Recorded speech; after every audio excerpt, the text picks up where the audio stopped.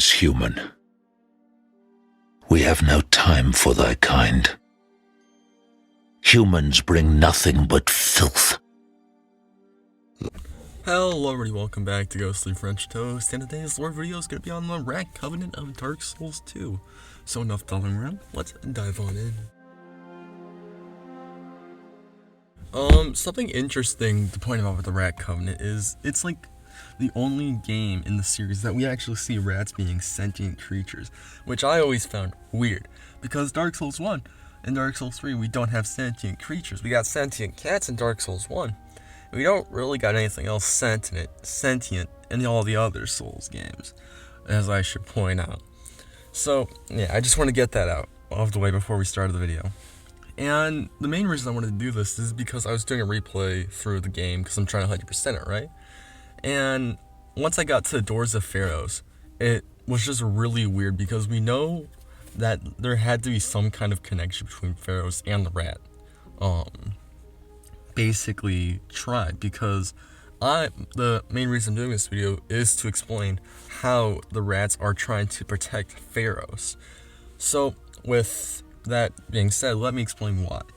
So if you go down the pit in Madrilia, you find the Royal Rat Authority. And no, you find the Royal Rat Vanguard. Sorry, I get those two confused. And the weird thing about that is because it's such an easy boss, it feels so out of place. But the main reason I think they're there is to provide context why the Rotten is at the very bottom of the Madrilia pit, technically speaking. And we know that the Rotten is most likely Pharaohs himself. As I explained in my the Rotten video, I'll just sum up what I basically said. I believe that Pharaohs was or is in control of the Rotten, because if you cut off one of his arms, you get a Pharaoh's Lockstone. And there's a, like, in the Black Gulch, there's a mouth looking area that looks like Pharaoh's. So I just felt like I should point that out. And on the way down to the Rotten, we see Pharaoh's contraptions basically locking everything at the start. And that would make sense if Pharaoh's was involved with the Rat Covenant. And we know that the Rat Covenant didn't really like humans because something happened that betrayed their trust, but the only human that they liked was Pharaoh's. And Pharaoh's trusted the rats, and he earned their trust in return. So yeah, it just felt like something I should point out. Also, with the Royal Rat Vanguard, screw that boss. That boss fucking sucks.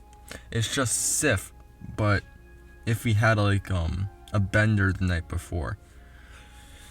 And the Royal Rat Vanguard resides basically like in the middle of the Doors of Pharaohs. And I personally believe the Doors of Pharaohs himself was a leader of the group, because I don't think Pharaohs could have done that, because Pharaoh seemed like a pretty normal guy who was very smart with his contraptions and everything that he made. But I don't think he could have made all like the doorways into Pharaohs.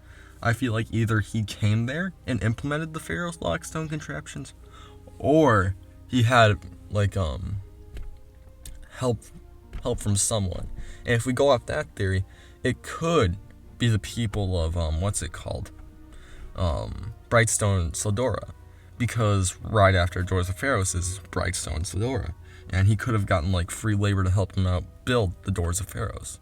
Also, another thing to point out, which is kind of obvious, is the statue in the Doors of Pharaohs, basically where you find Goblin, where you progress the storyline to there.